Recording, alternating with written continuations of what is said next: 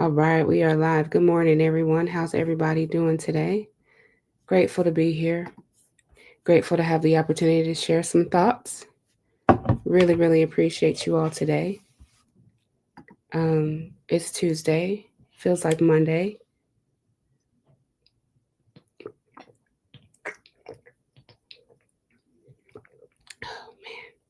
I'm so thirsty. Good morning. It's good to see you all.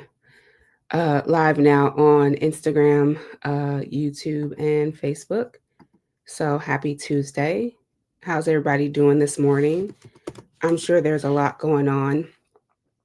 I'm trying to keep up myself. The world is what feels like on fire, and we are all seeking points of connection. And so, really excited to tune in and check in with all y'all today. I've been getting up and feeling the need to go live in the morning, so go with me. I can't tell you how long this is gonna go, but let's just keep showing up. How y'all doing this morning? I hope okay. Hey, Laura, it's good to see you this morning. It's so good. I love when I can take some time to tune into myself and feel all right. So I'm just gonna let some of the friends know on threads that we are going live. My friends on TikTok are on a totally different camera, but this is how we do it. This is how we do it. So just gonna share with the folks on threads that we're live, and then I will be ready to go. Today I want to talk about boundaries and discarding. Hey, good morning, Leonard. It's good to see you over on TikTok. Um, Good morning. Thanks for being here. Oh, my stomach is a little bubbly. Definitely can feel it. All right. So I want to talk about something that's really fascinating. As someone who lives with, I know, second day in a row, you might see me again tomorrow. Hey, who let me mom? I don't even know. Good morning from OZ. Where's OZ at? Good to see you, Sugar Plum. Don't know where OZ is, but good morning. Today I want to talk about boundaries and discarding. That's the conversation we're going to kind of have this morning. And I'm going to tell a little story, and then I'm going to Australia. Well, good morning. Good evening from Australia. What time is it over there? It must be pretty early. Thanks for hanging out. One of the things that I have a really good friend who reminds me the importance of defining things. And so a lot of times we'd say a lot of words in the world that we live in. But before I do that, I want to tell a short story. So a couple days on TikTok, um,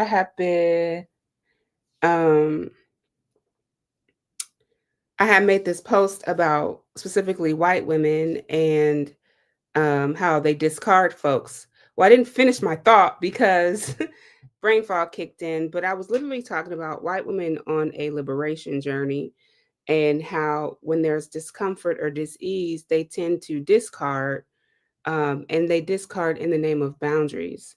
And I thought that was just really interesting because when I put the post up and I used the word discard, all the comments that showed up in the post were like, I have to have boundaries. When people don't stand up for me, I have to have boundaries. And it was really interesting is that I didn't say boundaries at all. The only word that I used was discard. And so it was a couple folks who came back on TikTok, who were like, "Oh, I don't know how I heard boundaries when you did say discard." And so that just reminded me of how many times in our life, I have auditory processing disorder. Some of y'all might be walking around with something similar and not know it. I got diagnosed last year. But how many times do we think we're hearing something, but that's actually not what's being said? And so I've been on a journey this week, really specifically learning how to slow down to try to hear what's being said versus listening to someone's tone to make context. Because I think when we're so worried about tone, that's where the tone policing comes in. So like it's been really good conversations on TikTok around like tone policing and really having the understanding of what that means. And so I did use the word boundary. I did not, I mean, discard. I did not say boundary. So I thought that would be a great conversation. So I want to pull up what the definition is of discarding and what the definition is of boundary. So let's look at discard first. If you're on TikTok, You cannot see these definitions unless you go over to YouTube or Instagram because I'm screen sharing. So when we look up the Merriam-Webster dictionary on time, discard is to, as an action, it's to get rid of, especially as useless or unwanted, right? So like you can discard an idea, you can discard people, right? That's throwaway culture, the discarding of people. It can be there's other meanings here, but I'm going to use this first one because we're not playing cards. I mean, you can say life is like a game of cards, but you know how that goes. And so when we talk about discarding, it's to get rid of something and thinking of it as useless or unwanted. And then when we look at the definition of boundary, which is kind of like a noun or action, it can be a verb. Boundary is to indicate or fix, it indicates or fixes a limit or an extent, right? So boundaries are our limits, right? It's the limits of how much we can take and how much we're willing to take and how much we're not willing to take. And so in the world of social media where information is coming to us so fast, when we're all trying to figure out what's happening in the world, when we're all trying to have an understanding of what it means to be whole and human, it can be really easy to think you hear one word, but it's actually something else. And in our community recently, we did a Saturday class on, it was called Badass Boundaries, where we put boundaries in 5 different categories, right? And I describe boundaries as a spiritual hygiene. And we put them in spiritual, emotional, physical, um, and there were 2 more categories that I can't think of. And the goal was to try to figure out how to make boundaries, as how to take boundaries and see them as a form of spiritual hygiene and how to set yourself up for success. And so that was really fascinating, just that whole thing that happened on TikTok. And then on top of that, to really talk about boundaries. And so boundaries are for me, they're spiritual protection. It's a form of self respect and relational integrity. And so you have to have boundaries to have a healthy relationship with yourself and others, especially when you can have relationships that are based in reciprocity and rooted in love and accountability. And boundaries actually don't mean cutting people off, but boundaries are a way to identify how you can be safe with yourself, safe with others, and be seen whole in a relationship. Like boundaries require clarity, vulnerability, and communication. And a lot of us struggle with communication in the world that we live in today. Whereas when we talk about discarding people, like throwing people away, right? It comes from unresolved hurt and fear of conflict. You know, we've been given these internalized messages that tell us that people are projects and people are disposable. And, you know, in the book Heal Your Way Forward, I talk about how we're trained to throw away discomfort, dominating communication and disappearing either physically or emotionally, especially when there's unmet needs that are a reflection of our adverse childhood experiences. And I really tend to think that a lot of the things that we struggle with, especially in our full adult bodies, are connected to adverse childhood experiences. And it's these adverse childhood experiences that block our ability to be present with ourselves and present with other people, which it's why it's easy to discard and throw people away than to sit and try to be present with people and try to make space for common humanity and reciprocity. One of the things that we have not been taught too is we're not taught how to make relational agreements. And I think relational agreements are critical when you're in relationships with friends, partners, whoever it is. This is something that I talk about in our community is what does it mean to have relational agreements and what kind of agreements, you know? How do you resolve conflict, right? What's your conflict style, right? How do you resolve harm? What does that look like? I think when we dream of the world that we want to create, we have to think of the opposite. And a lot of us are using boundaries right now as a weapon, right? Boundaries are absolutely healthy, like it's spiritual hygiene. And when we start to discard people, right, we also have to consider maybe there's more healing to do, right? Maybe there is more discomfort, and I need to see conflict as the teacher and root myself in compassion as a desire to grow and not to dominate or avoid. And I think that's something that a lot of us are struggling with, especially me just watching on social media. And so for me, the spiritual hygiene of a boundary says, I care enough about myself in this connection to name what I need and honor my limits. And when you're in discard, you're like, it's like, I'm uncomfortable, I'm out, and there's no repair or reflection. And so boundaries are necessary for collective healing because they honor interdependence, because we don't want to be walking around like a bunch of codependents all day, right? We don't want to be walking around codepending on each other and manipulating each other to get what we want. Because for me, when I think about codependency, I'm thinking about I think about how can I, or how do I use manipulation to get what I want out of relationships. And it's something that we all do. It's something that I've done in my life time and time again. Um, and so it's really important to slow down when we think about our spiritual practices and spiritual hygiene. It's very important to see boundaries as a spiritual practice instead of boundaries as something that you do to enforce. Because when you can see it as spiritual hygiene, you can slow down enough to be like, ooh, yeah, I'm gonna have to step back. So when we talk about throwaway, and I talk about throwaway culture and discarding, um, one of the things I've had to learn is to ask myself a question. And that question is this about protection or avoidance? Is there a harm that needs to be named, and is repair possible? And sometimes it is, and sometimes it's not. Sometimes you do need to repair, and sometimes you need distance. But sometimes the most important thing to think about before you discard someone is to reflect, because sometimes there are connections in your life that can help you grow. And so just want to remind us that like your boundaries are super important. They're super sacred. They're super needed in this journey. And right now there's so much hurt and harm going on in the world right now that we might be using boundaries as a weapon instead of a tool for our own spiritual self-development.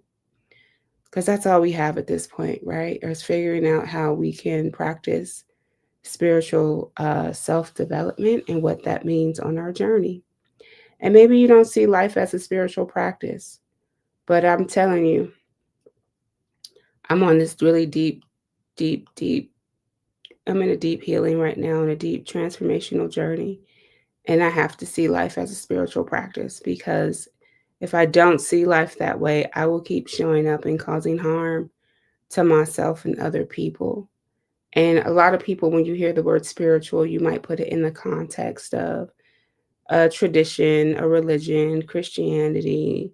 And I'm not putting, when I say spiritual practices, I'm not meaning spiritual in a white Eurocentric Western modality. You know, when I say spiritual practice, I mean like the energy that's in all of us, right? That is here to fulfill, you know, a calling in life, whether that's just parenting, friendship, business owner, whatever that may be.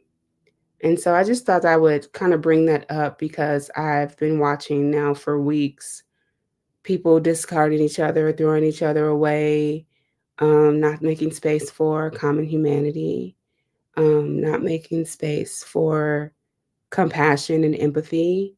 It has really just been a dumpster fire. And I posted on Threads the other day that I remember when social media was a place where we could come together and be seen as whole and human.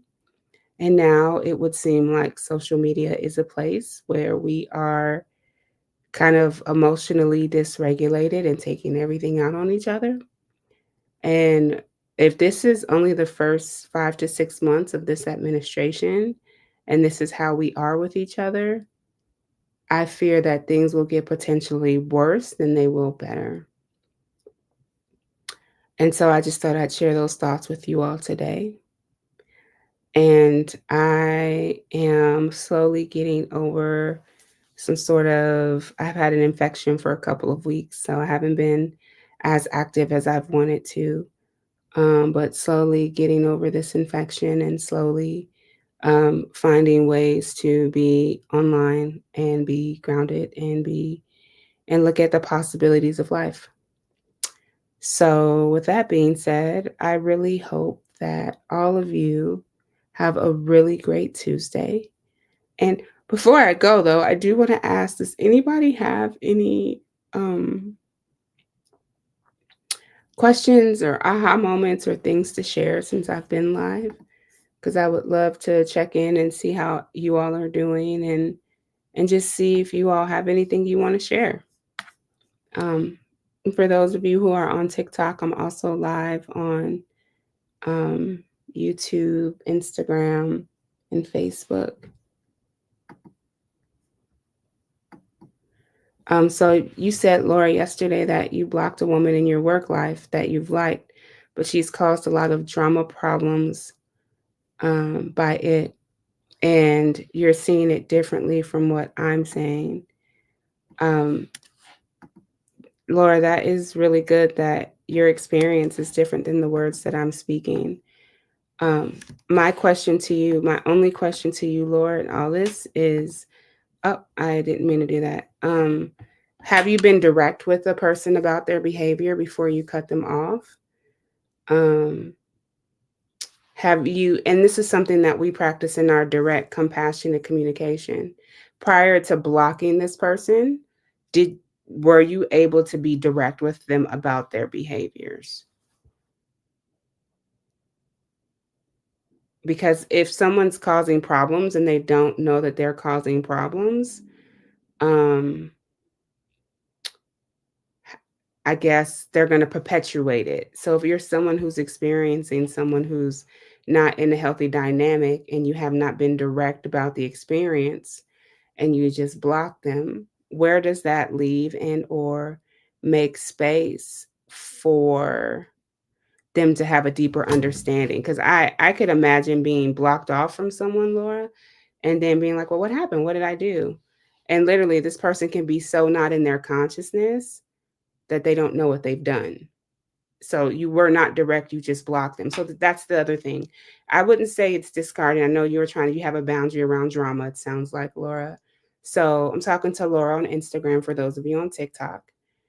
And that's your boundary, right? And I'm not trying to shift or change anything in how you think, right?